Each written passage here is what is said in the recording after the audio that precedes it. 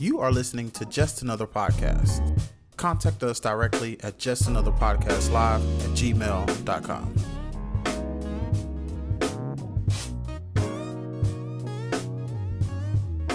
All right, welcome to another episode of Just Another Podcast. I'm your boy Daryl. And I'm Will. We're excited that you guys are continuing to listen to what we have to talk about. And so today we're going to we know the inauguration just happened. And so we're going to talk about Amanda Gorman today. But before we get started, we want to actually let you guys, if you haven't already heard her speech, we're going to run the speech really quickly. And if you heard it, skip about 5 minutes, but we'll jump into it as soon as it's over. Mr. President, Dr. Biden, Madam Vice President, Mr. Emhoff, Americans, and the world. When day comes, we ask ourselves, where can we find light in this never-ending shade? The loss we carry, a sea we must wade. We've braved the belly of the beast. We've learned that quiet isn't always peace, and the norms and notions of what just isn't always just is. And yet the dawn is hours before we knew it. Somehow we do it. Somehow we've weathered and witnessed a nation that isn't broken, but simply unfinished. We, the successors of a country and a time where a skinny Black girl descended from slaves and raised by a single mother can dream of becoming president, only to find herself reciting for one. And yes, we are far from polished, far from pristine, but that doesn't mean we are striving to form a union that is perfect. We are striving to forge our union with purpose, to compose a country committed to all cultures, colors, characters, and conditions of man. And so we lift our gazes not to what stands between us, but what stands before us. We close the divide because we know to put our future first, we must first put our differences aside. We lay down our arms so we can reach out our arms to one another. We seek harm to none and harmony for all. Let the globe, if nothing else, say this is true. That even as we grieved, we grew, that even as we hurt, we hoped, that even as we tired, we tried, that we'll forever be tied together, victorious, not because we will never again know defeat, but because we will never again sow division. Scripture tells us to envision that everyone shall sit under their own vine and fig tree, and no one shall make them afraid. If we're to live up to our own time, then victory won't lie in the blade, but in all the bridges we've made. That is the promised glade, the hill we climb, if only we dare it, because being American is more than a pride we inherit. It's the past we step into and how we repair it. We've seen a force that would shatter our nation rather than share it, would destroy our country if it meant delaying democracy. And this effort very nearly succeeded. But while democracy can be periodically delayed, it can never be permanently defeated. In this truth, in this faith we trust, for while we have our eyes on the future, history has its eyes on us. This is the era of just redemption. We feared it in its inception. We did not feel prepared to be the heirs of such a terrifying hour, but within it we found the power to author a new chapter, to offer hope and laughter to ourselves. So while once we asked, how could we possibly prevail over catastrophe? Now we assert, how could catastrophe possibly prevail over us? We will not march back to what was, but move to what shall be, a country that is bruised but whole, benevolent but bold, fierce and free. We will not be turned around or interrupted by intimidation, because we know our inaction and inertia will be the inheritance of the next generation. Our blunders become their burdens. But one thing is certain: if we merge mercy with might and might with right, then love becomes our legacy and change our children's birthright. So let us leave behind a country better than the one we were left. With every breath from my bronze pounded chest, we will raise this wounded world into a wondrous one. We will rise from the gold-limbed hills of the West. We will rise from the windswept Northeast, where our forefathers first realized revolution. We will rise from the lake-rimmed cities of the Midwestern states. We will rise from the sun-baked South. We will rebuild, reconcile, and recover in every known nook of our nation, in every corner called our country. Our people, diverse and beautiful, will emerge battered and beautiful. When day comes, we step out of the shade, aflame and unafraid. The new dawn blooms as we free it. For there is always light, if only we're brave enough to see it, if only we're brave enough to be it.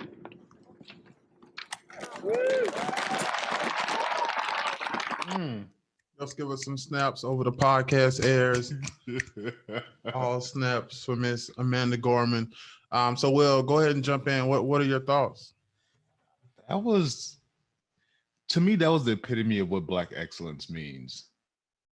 I mean, and we've heard these stories many times before, but for a young Black woman, not only the product of a single mother home, of a low income background, but somebody that defied the odds, made it to one of the most prestigious institutions in the world, Harvard University, and now has become the youngest inaugural laureate in history. Like, that speaks volumes. And I think like that talks to the testament of truly like going after your passion and truly going after something that you really want. And I think, something that's interesting, I was watching the interview that she did with Anderson Cooper later on in the day after the inauguration, and she actually mentioned that she had a speech impediment, right? And so for somebody to speak so elegantly, for somebody to speak so clearly, for somebody to speak with so much oomph, and then deal with something like a speech impediment is like, I have like just she is truly, truly a magnificent young woman. I like you said, snaps over the airways. Like that was phenomenal. Definitely. And I think for me, kind of the triumph, right? So we kind of talked about the speech impediments. I think a lot of people, Steve Harvey talked about having one. But the amazing Joe Biden as well.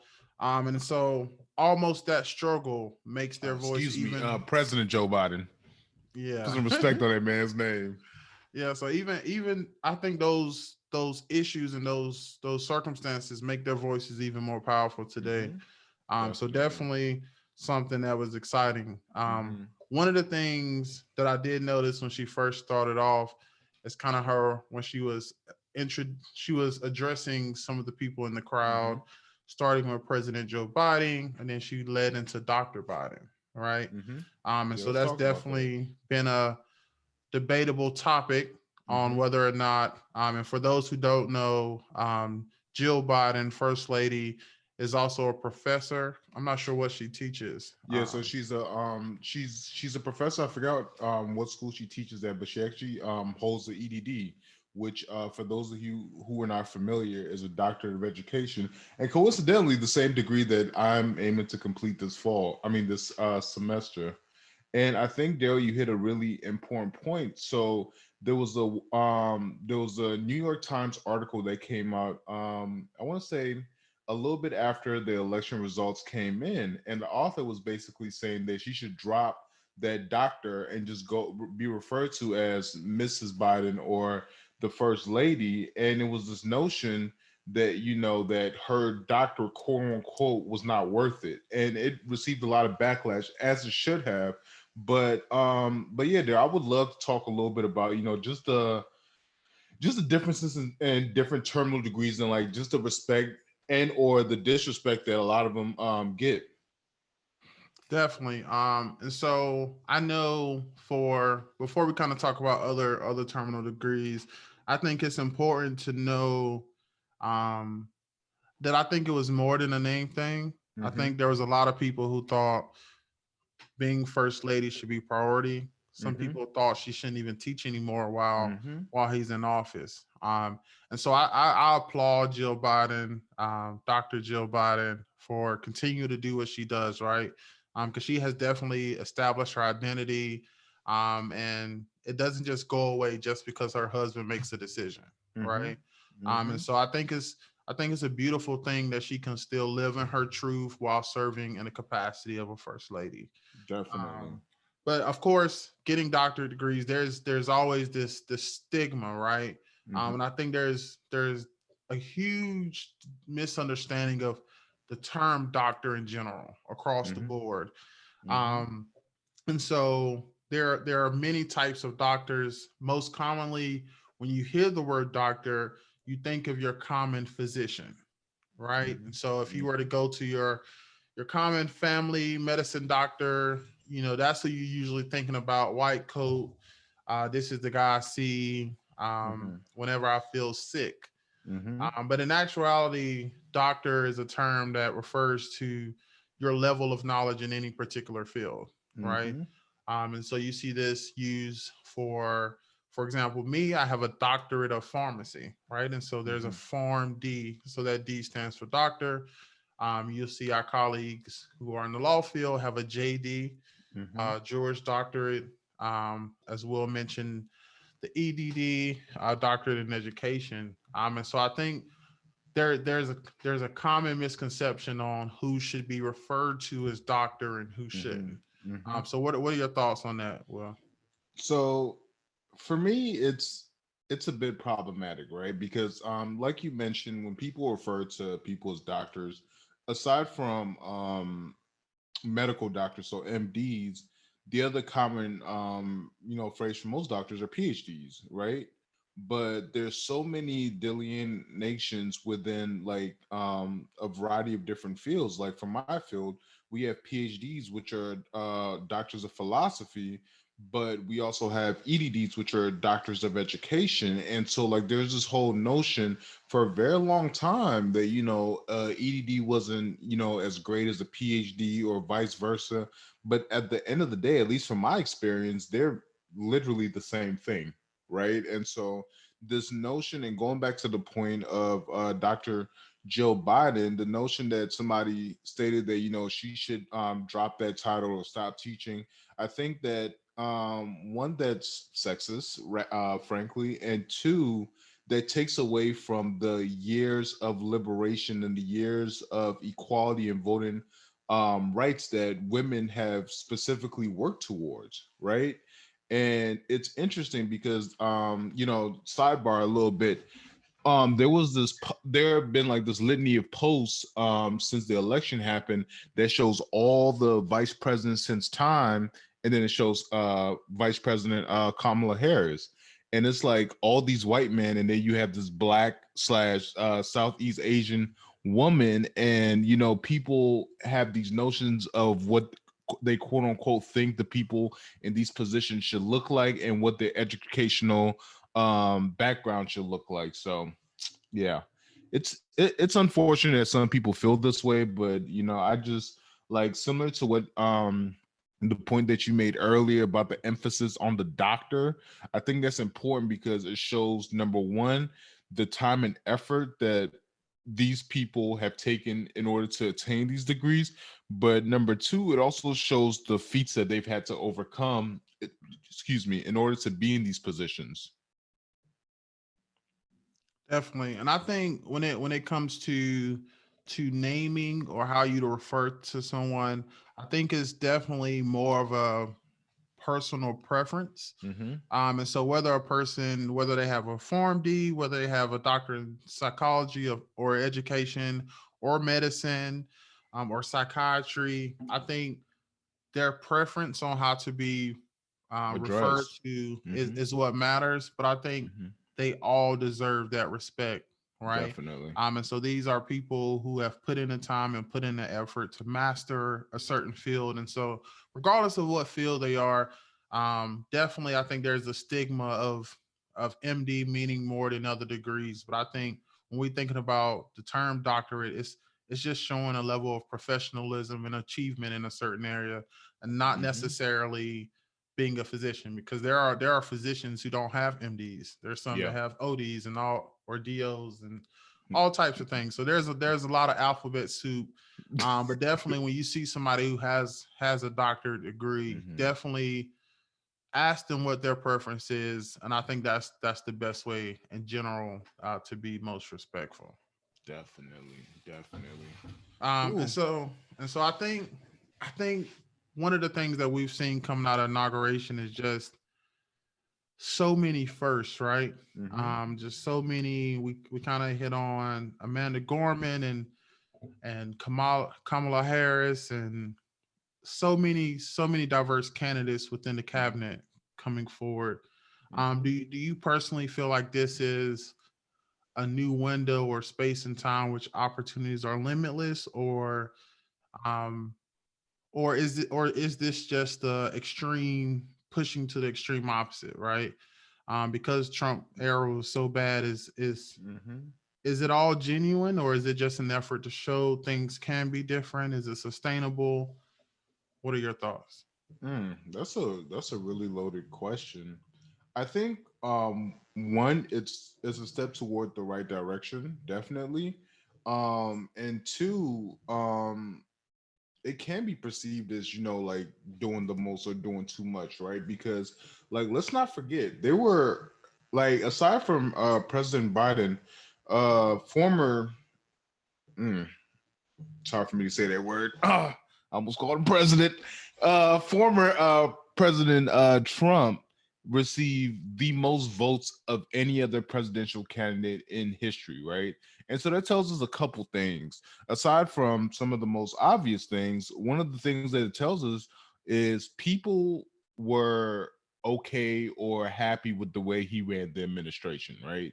And so seeing the fact that you have the first black Secretary of Defense, seeing the fact that you had the first transgender person to be appointed to a cabinet position, seeing the fact that you have men and women from all different race classes to be appointed to these positions. There, of course, there are going to be some people that are just relatively not happy with that, right? Not to mention, you have a black woman from Oakland who also happens to be Southeast Asian is your vice president.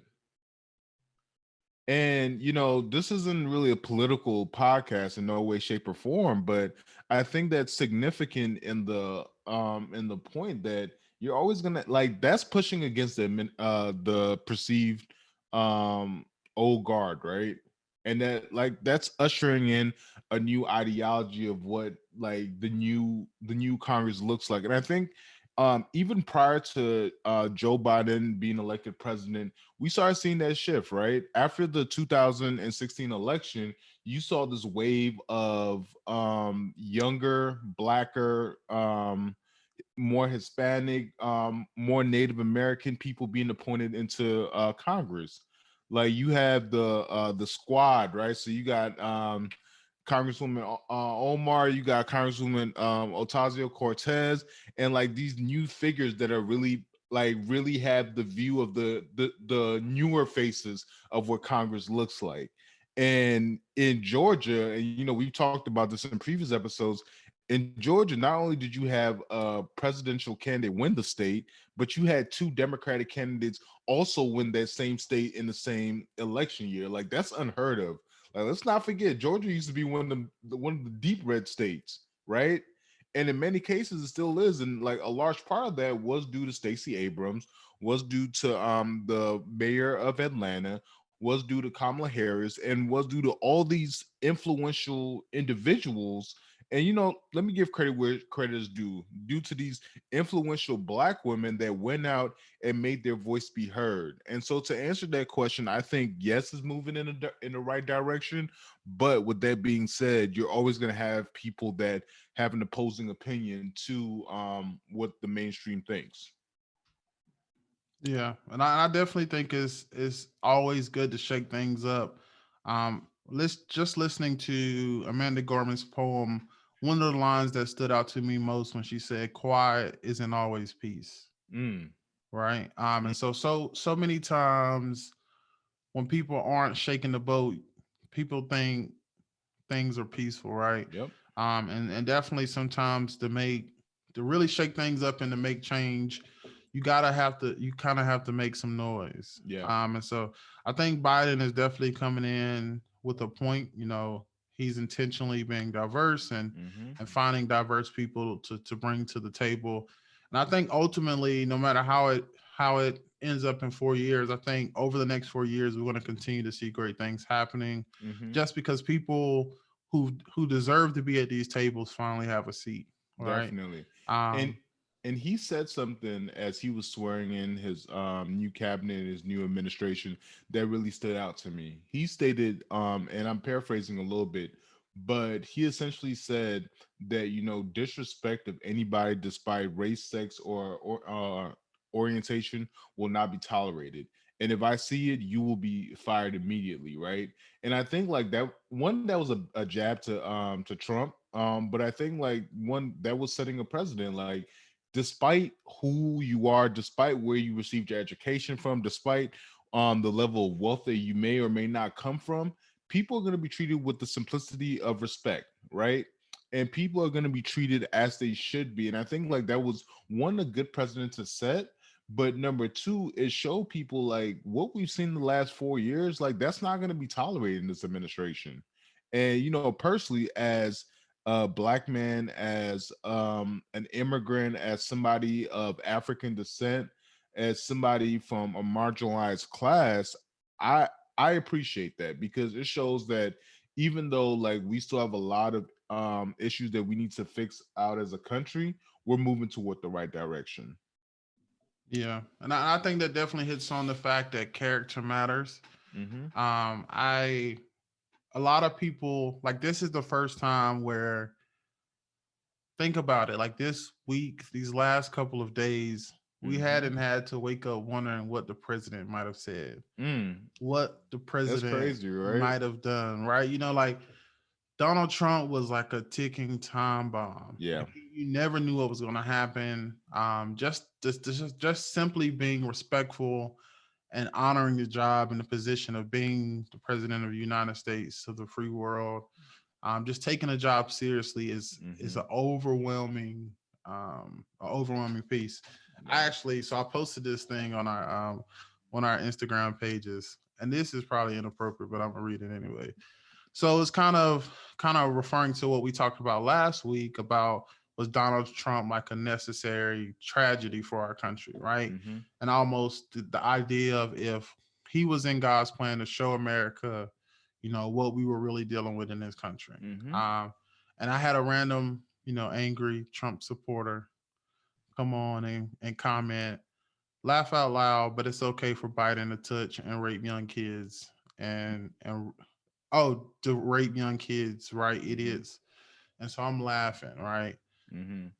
People, it is crazy the level of commitment Mm-hmm. and just passion people have towards Donald Trump as if he's a good person.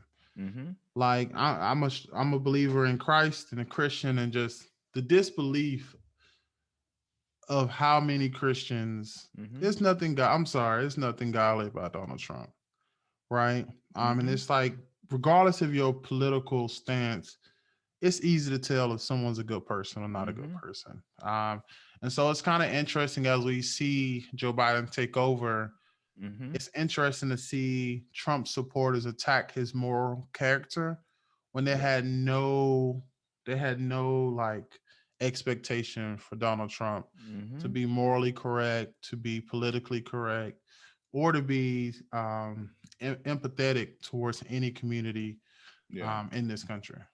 I mean, I think to that point though, like that comment is just atrocious. And I think that's simply just the best word to use for it. But it's interesting because people look at situations from their vantage points, right? So I'll give you some examples. There are some people that fundamentally believe that the Civil War was about states' rights, right? And even though we all know it's about slavery, because that was the major economic driving force of the South, and the the idea or the thought behind ending slavery was the cause of what started the Civil War. But there's some people that fundamentally, till this day, still believe that it was about states' rights. Another thing that and this might be a contentious point, but there are some people that celebrate that most of us celebrate Thanksgiving, and most of us take that time to spend time with our family. But there are some people that fundamentally believe that the pilgrims came to this country and liberated. And I say that in quotes specifically because they had this ideology that the pilgrims came over, it was a kumbaya. They interacted with the Native Americans and America was born. Where in all actuality, they came to this country and destroyed millions upon like tens of thousands of tribes and destroyed the livelihood of the indigenous people in this country, right? And I say that with a contentious point because you and I benefit off that atrocity, right? Like as our country has developed over time. But like back to the point that you just made, there's some people that are so stuck in their ways.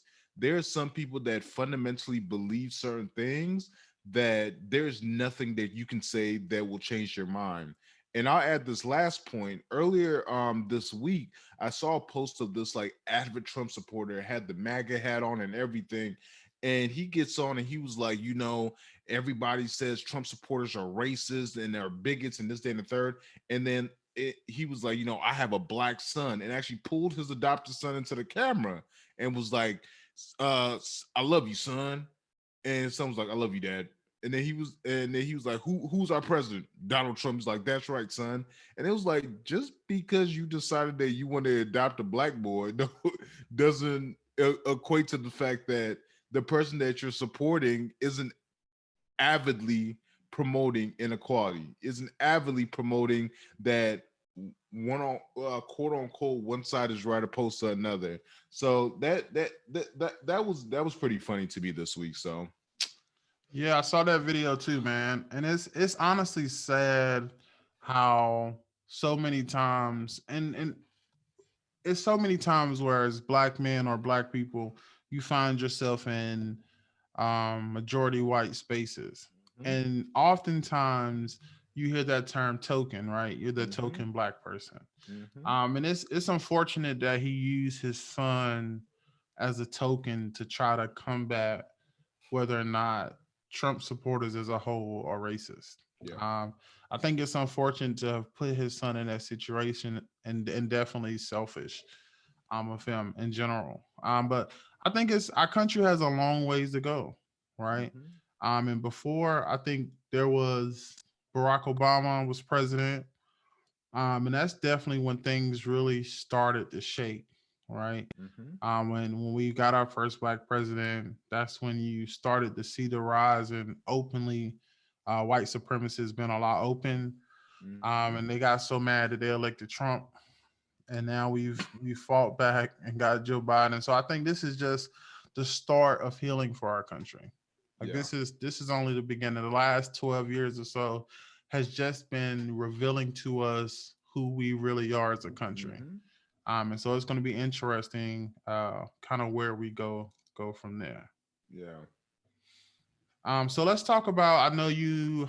I know we kind of hit on the doctorate subject. So I know you've kind of referred to your doctorate that you're pursuing now, but you never really told anybody like what your dissertation is about. So tell the people a little bit about what you're looking into and kind of why. sure, sure. So the subject matter that I study are first generation low income students, and essentially what that is are students that come from families where they're the first person in their nuclear family to attend and or attain a 4 year degree. And the low income piece is, coming from a family that's below the national income distribution. And although the terms are different, they're because these students share a lot of the same characteristics. They're often shared together. And so essentially what I look at is the experiences of the student population, often referred to as figly students within elite institutions, right? And that's significant because the majority of research that's done on the student population is at 2 year colleges, 4 year public institutions, but not a lot of research has been done about like what their experiences are like at top schools. And one of the significant points to that is like just the wealth distribution, right? And it's funny because as many of you already know, I attend the University of Pennsylvania, which is home to the number one school of business in the world. And I remember a few weeks back, my cousin, who is a junior at Penn, she was telling me that she's in class with Emily Huntsman. And what's significant about that, Emily Huntsman is if I believe it correctly, she's the granddaughter of John Huntsman, whose name, who is the namesake of the building that the Wharton School of Business is in, right? So that just shows you the dramatic wealth disparities. Like you have these Figley students that I'm talking about that come from family households that make, 40 under $35,000 a year, whereas they might be in a room with a suite mate, or they might be attending class with somebody that literally spends $30,000 or $40,000 in a week like it's nothing, because they come from such a ridiculous amount of wealth. Yeah, so I think that dynamic is interesting. I know, especially in education, there's been so much debate about kind of the appropriateness and the accuracy of like general testing. So I know there's been Mm-hmm. debates about SATs and Mm-hmm. GREs, and I know even in the medical field about like MCATs and PCATs, and for all kind of reasons. So there's been a lot of debate about standardized testing, and is it a fair metric? Is it even Mm-hmm. an appropriate metric to predict success for students? Mm-hmm.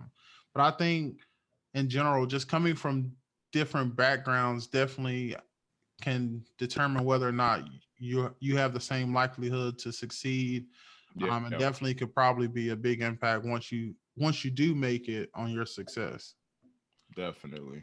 Definitely. But yeah, I think to that point, like a lot of those tests don't really tell you much about how a student's gonna perform, right? Like you take some, and I remember this because when I coming into college, I took the ACT, right?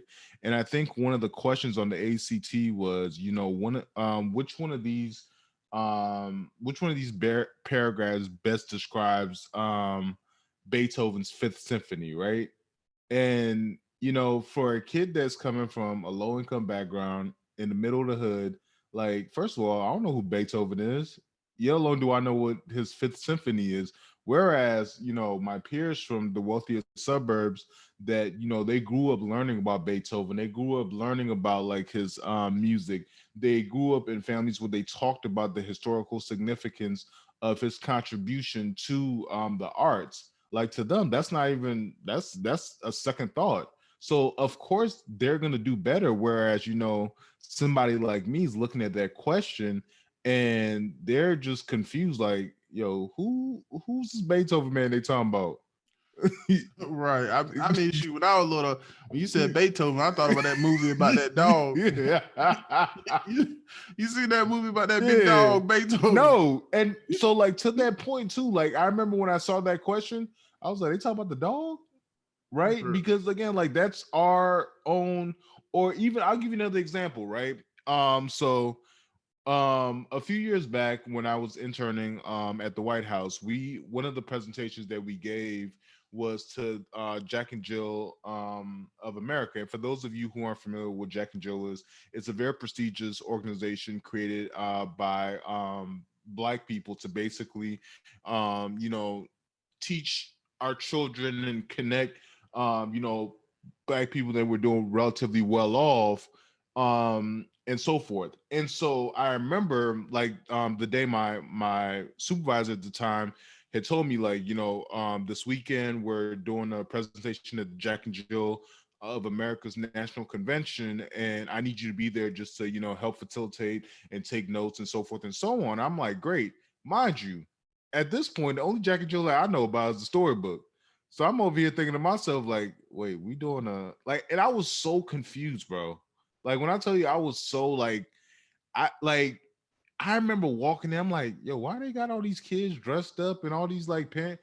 And after like because when you Google Jack and Jill, the first thing that pops up is the storybook, right? And so I was so lost that to the point where like I felt almost, I don't know if ignorant is the right word to use, but I felt ashamed that I didn't know what this was, right?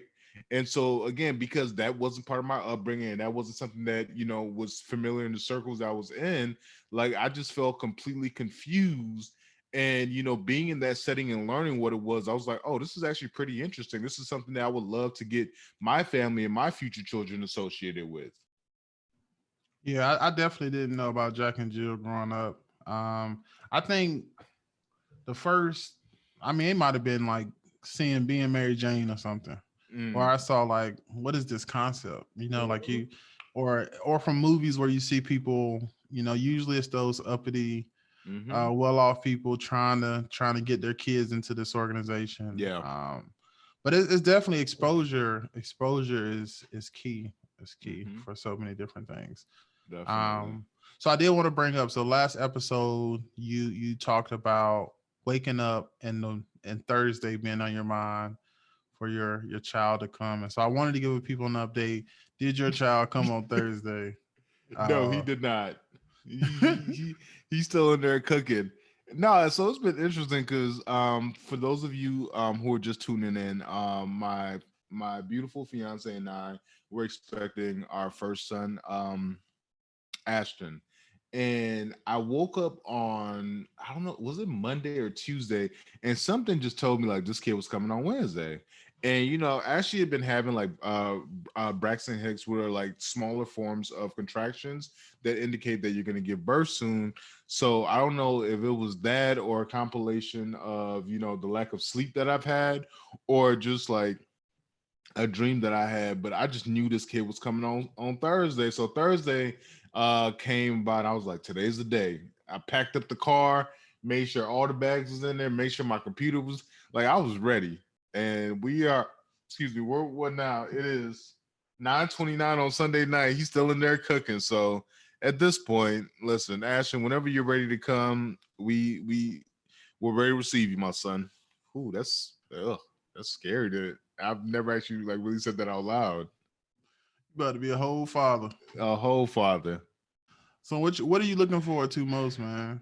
Oh man, where do I even start? Like, it's so funny because like I find myself getting excited about like some of the most ridiculous things now, right? Like, so my a group of my friends and I like surprised me yesterday. They bought me this like really nice bottle of whiskey, a pack of cigars from this cigar lounge here in Philly called Ashton's. So that was pretty cool.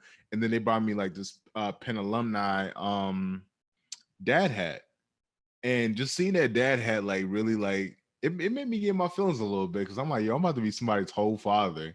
Like I find myself like watching like Instagram videos about like black fathers. I find myself in so many situations, but I think what really boils down to, as as some of you may or may not know, I never really had my biological father in my life. I had a lot of really great father figures, but like that knowledge within our community that fathers aren't really around, like that is one, that's a deficit ideology. But I don't know. Like I look forward to being the best father I can be to him, and I look forward to teaching him everything that I wish that I learned like at a young age. So I mean, like we've talked about this. I like my man is gonna know how to read a spreadsheet, financial spreadsheet by the time he's 2. He's gonna understand the concept of the stock markets, bonds, interest rates, compound interest, all that by the time he's 3.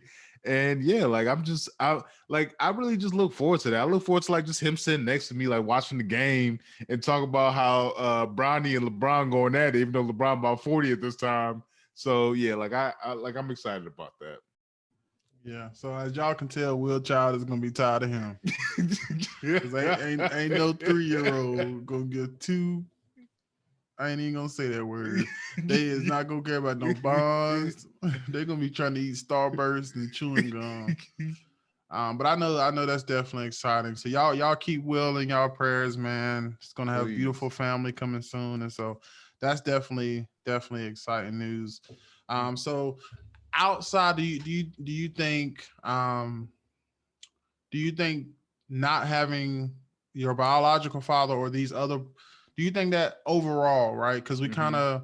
we go through so many things in life, but Mhm. once we get out of it, do you think it was a benefit, there was any benefit to it, right? Because Mhm. when I kind of think about relationships that I built because I didn't Mhm. have the greatest relationship with my father growing up, Mhm. I almost wonder if I had that connection, would it have not opened those doors, right? Mm. And so it's interesting that despite the disparity in the relationship, we were able to get so far.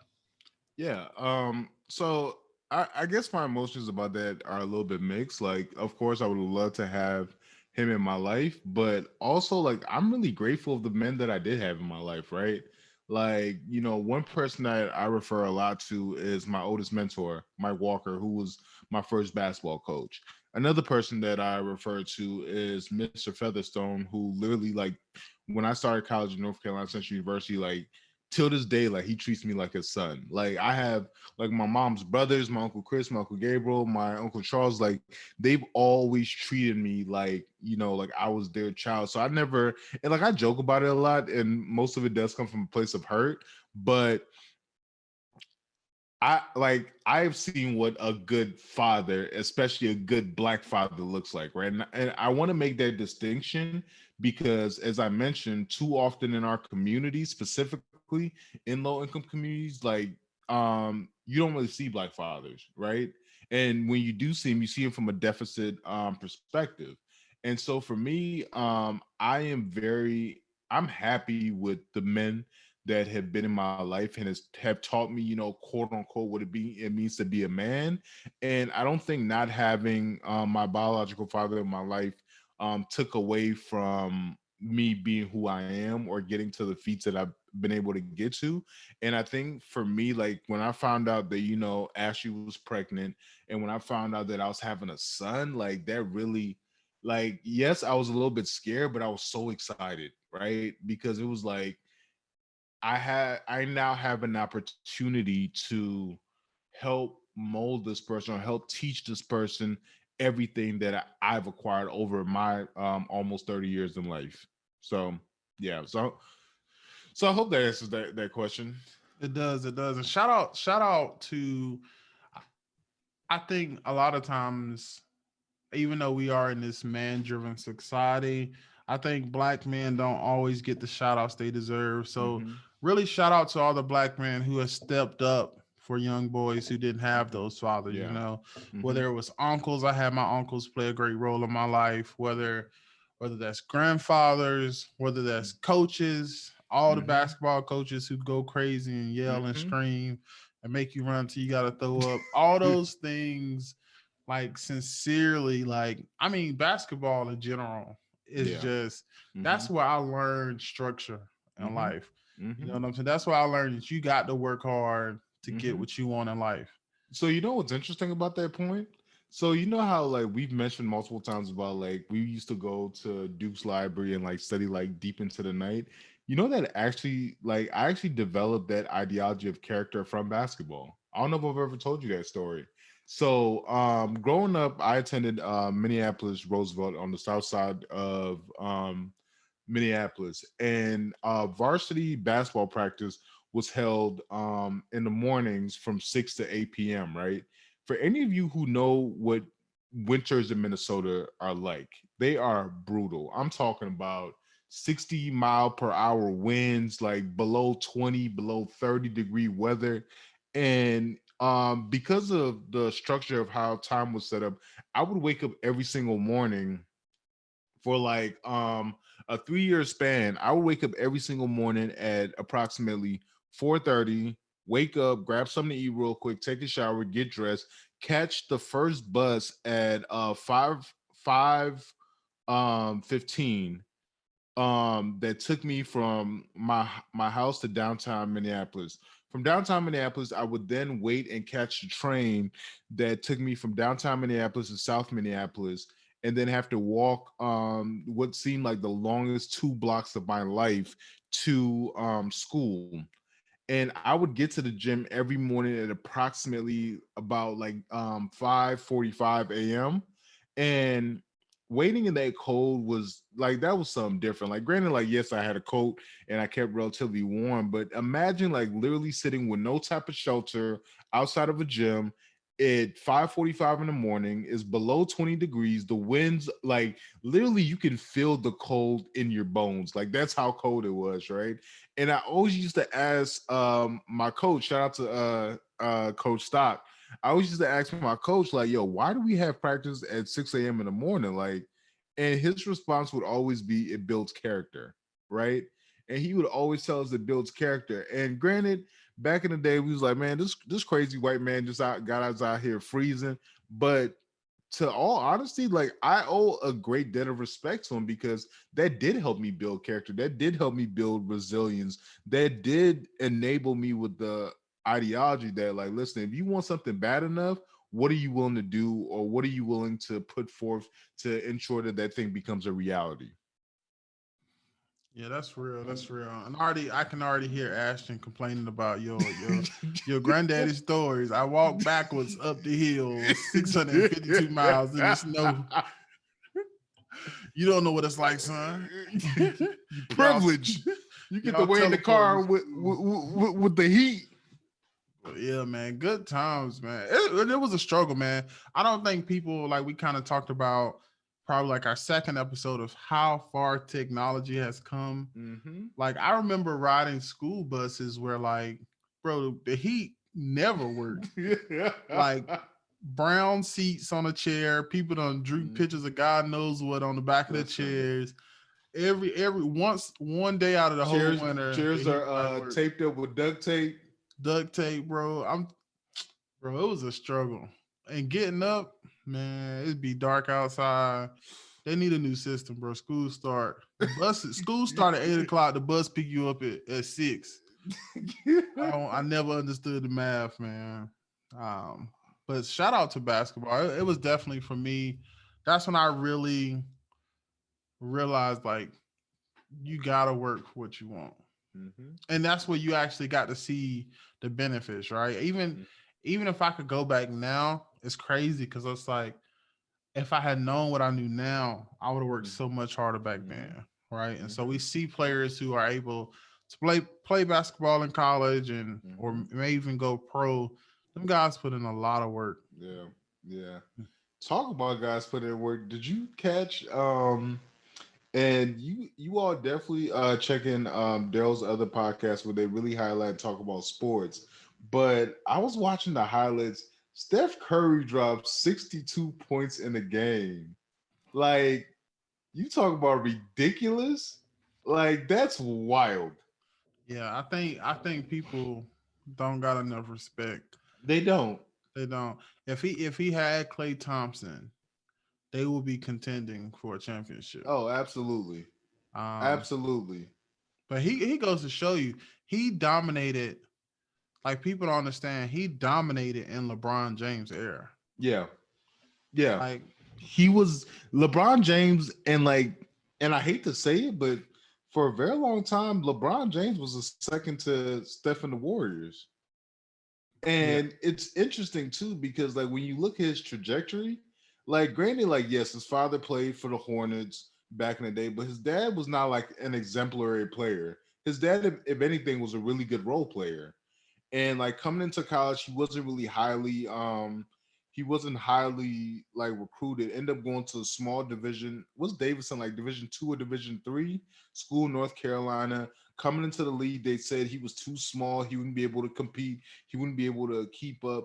And this man literally like defied the odds and became a NBA cheat code.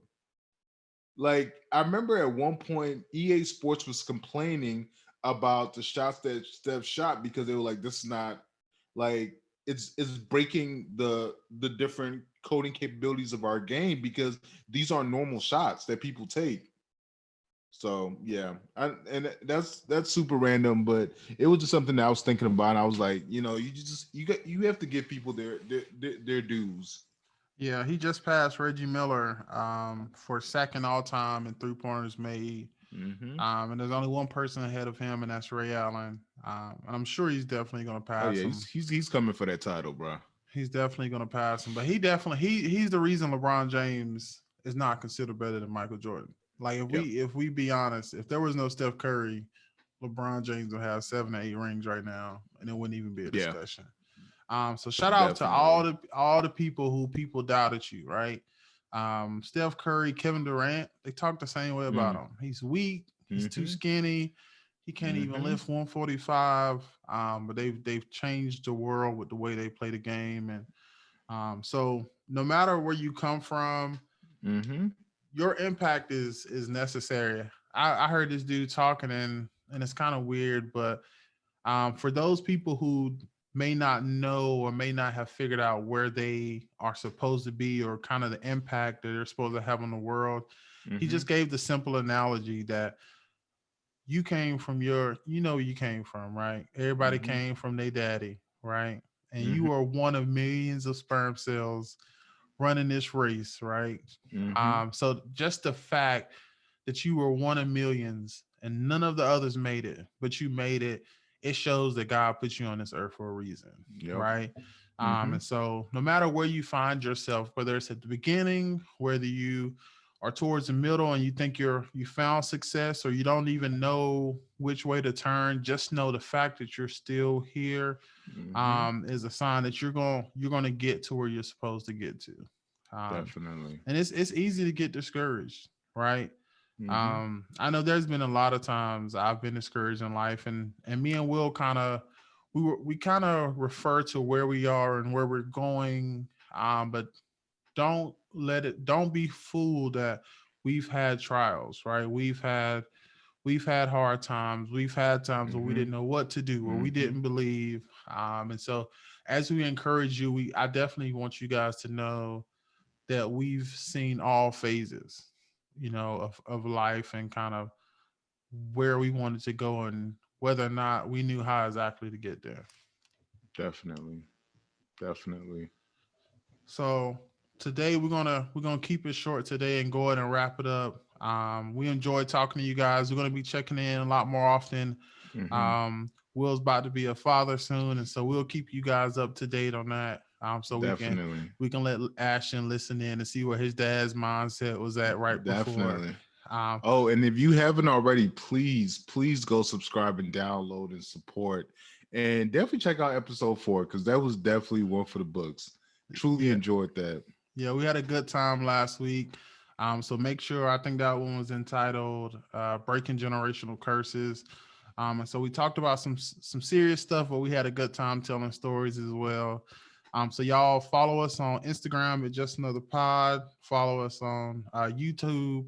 We post our YouTube videos under Daryl Devon Studios. Follow us on Instagram.